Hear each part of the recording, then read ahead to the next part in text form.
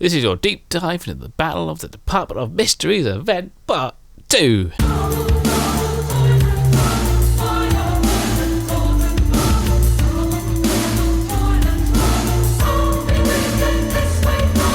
Welcome, magical people, to Zealman's Wizarding World, your Wizards Unite channel, the Suburban Twist. Okay, I come to the conclusion that Niantic and WB hate us. There is a particular order of a couple of tasks, which are designed to be quite bad. I'm surprised no one's actually noticed this before. I've seen some of the other YouTubers' videos, and they've kind of missed on this. So either I've got it completely wrong, or they've not picked up on something. But I'll get back to that. I'll set a task 4 / the bonus round. So yes, we have... Oh crap. Seem to have left that running. So okay, yes, we have back-to-back brilliant events.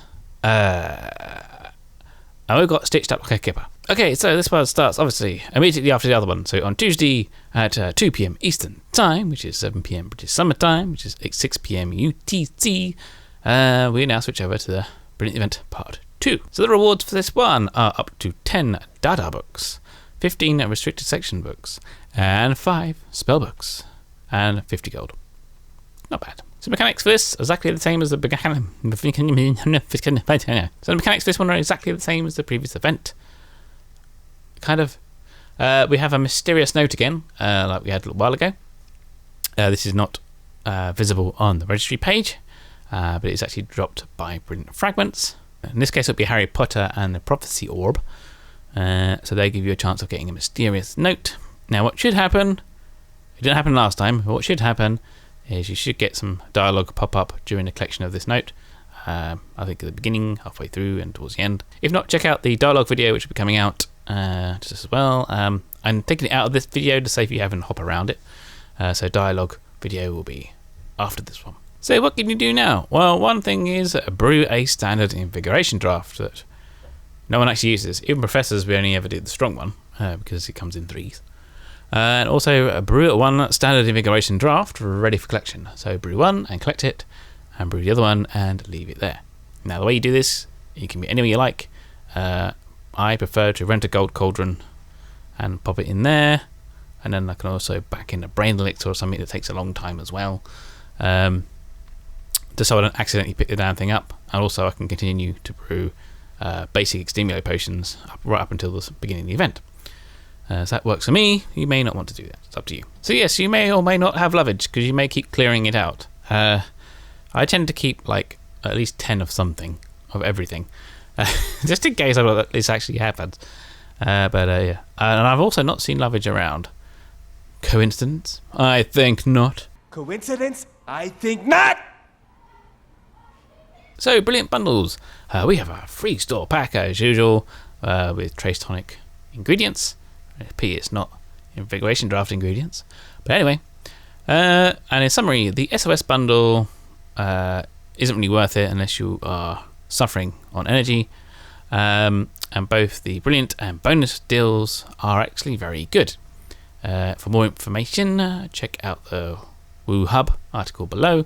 They go into great detail on the value of all the ingredients and stuff, and it's not something that I can get my head around.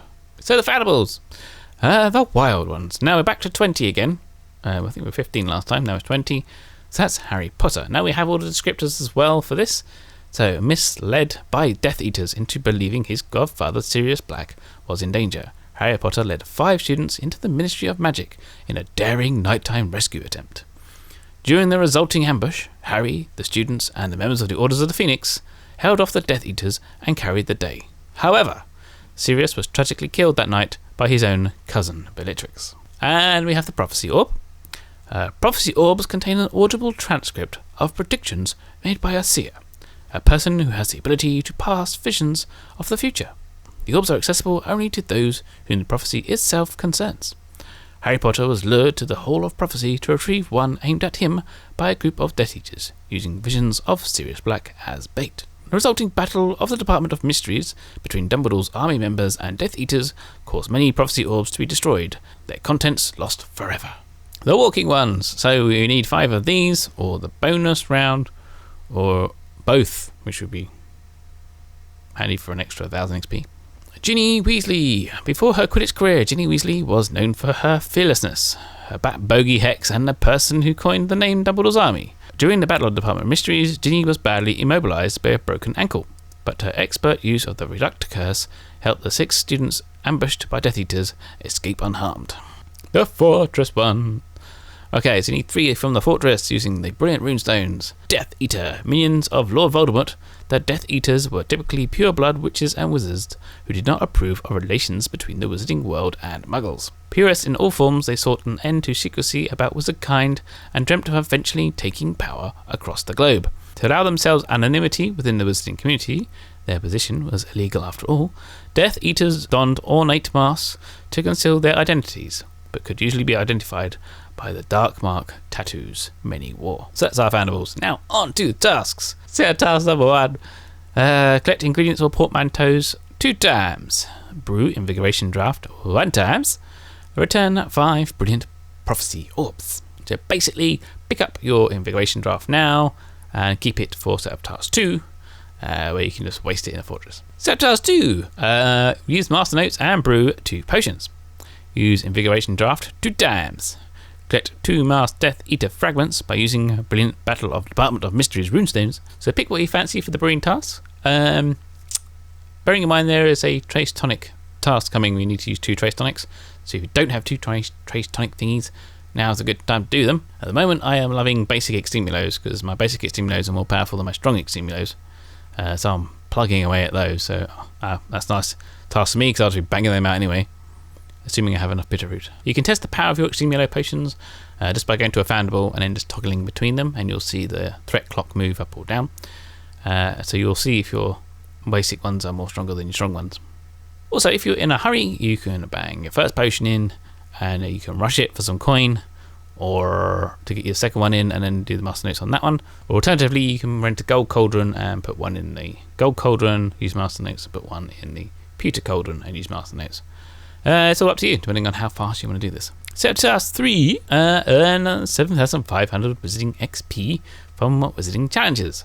Defeat 15 foes in Wizarding Challenges, and complete 3 Wizarding Challenges with 3 or more teammates. So this one sounds familiar. We've done this before. You can use a Bruffius Brain Elixir, high-level runestones, and high-level chambers. Also, if you're running out of people to battle with, wait until America wakes up. Because yes, this game is heavily marketed in America and not really anywhere else in the world. Also, if you're having trouble getting teammates to play with, to remember a number of YouTubers also do live streams. So Expect to Go, for example, will do a Wednesday live stream and do a lot of night bus stuff there. So if you're really struggling on Wednesday, join Expect to Go, and I'll probably be hanging around in chat and drinking wine as usual, having a blast. It's actually real good fun, and yeah, join us on the night bus, and then we'll bang out that task together. Set task number 4. Return 15 brilliant Harry Potter. No. Harry Potter! Come on, Harry. And 500 brilliant Battle of the Department of Mysteries XP. Collect 15 mysterious note pieces by returning brilliant Battle of the Department of Mysteries valuables. Oh boy. So this is the beginning of the trap. The perfect storm, as it were. So yes, the dreaded 500 Battle of Department of Mysteries XP. Now, brilliant Foundables are low level and only worth 3 XP per Foundable and 5 per repeat image collection if you place them in the registry. You can also use Portkeys to help you along with this, even those from part 1 if you unlock them and just keep hold of them until this stage. Be careful how many you take. I've seen advice saying collect a maximum amount, but the problem is if you do that, you'll be able to collect the part 2 Portkeys. So that might be a bit of a pickle. Personally, I'm kind of hoping to get up to 5 unlocked brilliant Portkeys, just so I can open them at this stage, just to help. With Portkeys, you can also use repeat image collection if you walk a heck of a lot. That will give you 11 XP each time you replace the image, and you of course get to do that every 5. So every 5 kilometers you can get another 11 XP on top. Personally, I am going to try and do this mostly by grinding ruins for the masked Death Eaters, because you'll get 10 XP for every Death Eater you get. And then using repeat image collection is also going to give you extra 6 XP for every 3 fragments you get. So you'll get 10 XP for every Death Eater you get, plus an extra 6 for every 3 you get. Okay, that seems to be the easiest way, and I can do it sitting down. So hopefully all that together is going to drag you about through task 4. Now, also note that the note pieces don't actually appear in the Brilliant Registry. You just kind of have to see them total up in the task. So the bonus round, and this is where they really stuff us. So use tonic for trace detection twice. Return 45. Battle of the Department of Ministry Fandables. Defeat highest chamber unlocked. And defeat 15 formidable foes in Wizarding Challenges. And place 5 images on Brilliant Hall of Prophecy Registry page. So this is moved from task 4 to task bonus. So the problem is this. Normally we wait to place all our images until this stage. But task 4 requires us to get a whole bunch of family XP. And a good way of doing that is by placing the images. So place 5 images on the Brilliant Hall of Prophecy registry page. Clearly Niantic and WB hate us right now. They've broken the game. Doesn't work on Android properly. The threat detector doesn't work. I'm sure they're just trying to plough this game into the ground so they can stop making it.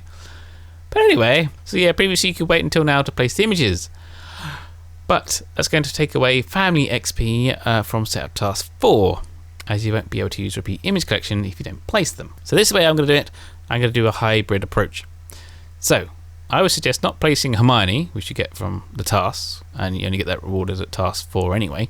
So don't place her until you start the bonus round. And also, don't place Ginny, which you get from the Portkeys. Yes, you can get like 6 family XP every time you place them, but it takes you so long to do it. You're only going to get like a few XP really by the time you get to the end of task 4, even if you do lots of walking.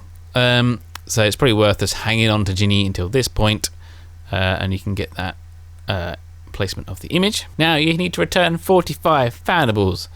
So that's dropping repeat image collection twice. So that's going to give us 4 fragments. So we also have formidable foes to get, and 1 more sticker to place. So I would suggest grinding high level runes chambers / low level towers using the Brilliant Runestones. So that way you can get that Masked Death Eater again, and you only need 3 of those to place the image. Now even on basic runes chambers, it's a 50-50 chance of getting a reward. So by the time you get those formidable foes, you should have placed the Death Eaters, well, probably twice over by this point in time. Get some bit of repeat image collection in there as well. But that will give you the 5 and the formidable foes. Now once you place the Ginny and Hermione, with a bit of luck you kind of completed the registry at this point. So you'll also get 1000 XP for any repeat image collection you do as well, as a nice little bonus on top. But yes, it's a particularly mean little trick there for Warner Bros. And Niantic, but I think we kind of got away with it. We kind of got round it this way. Yeah, it was a little bit sticky. No one's really noticed it before that task 4 family XP actually clashes with the bonus round for, keep placing the images, because there's family XP to be gained at both. So it's a bit of a clash. I think it's deliberately done that you fall into that trap. So don't fall into the trap. So basically, don't place Ginny or Hermione at all until the bonus round. Once you get to the bonus round, you grind your Fandables, your 45 Fandables. That's 2, so that gives you 4. And then for the last one, and the formidable foes, you do high-end ruins, low-end towers, and repeat image collection, that Death Eater. Bob's your uncle. So for the dialogue, the video link is up there. Also, as an end card as well, it'll be on there. But now we're going to do the tips, the general tips. So the general tips, Portkeys picked up during part 2 will give part 2 rewards. Portkeys picked up during part 1 will give part 1 rewards. Also I would say take your time, because usually I just get to the end of set 2 and start set 3, and then that's it for the day. Usually because you finish a set, you put things onto brew, and then just leave it cooking. Saves you a lot of gold that way, and then come back to it when you're next ready to play. If you are trying to rush them, check out Plotter 101. There's a link in the description. He has a spreadsheet how to optimize all your brewing stuff. That's quite good if you're speed running these things. Also remember, you can walk off Portkeys after the event. I know I've just said about all that stuff, all those tactics about walking off Portkeys and stuff, but we don't all have the same life. We don't all have the same time that we can put on the game. So if you're stuck, you can walk off brilliant Portkeys after the event. Also after the event, brilliant runestones will return valuables from part 1 and part 2. So if you're missing a few from part 1, you can get them by grinding after the event. Also, if you're finding these events hard, let Niantic and WB know on their official forums. I get complained out a lot by Reddit, but you know, everyone's unhappy on Reddit. But yeah, let them know just how difficult it is, because we already have a tier system of, like, you know, those in the city, those in the suburbs, and those like in rural areas find it really hard. So you already have like inconsistencies in how people can play. So you can't please everybody, because people in the city will say it's too easy, and people in the rural areas will say it's too hard, and that's because the game is designed that way. So it's very hard for them to make a event such as this the right amount of difficult, because you're moving kind of like a sliding thing, and you make it harder for the city players, then makes it impossible for the rural players. So they kind of have to fix that imbalance first before they start doing anything else. Also, feel free to vent at me in the comments below. I'd like to hear your feedback, positive or negative. I do not mind. Tell me what you think about the trap of the family XP and the placing of the images, or even just tell me if I got it completely wrong. I don't mind. Any comments will be in the pinned comment below, because sometimes I cock these things up. Don't forget to follow me on Twitter at the Zealman. I also have Instagram for the AR stuff. And hit like, subscribe, and hit the notification bell, as every YouTuber says. And nothing else to say apart from brush up on your spells. Get you ones ready with a Ginite.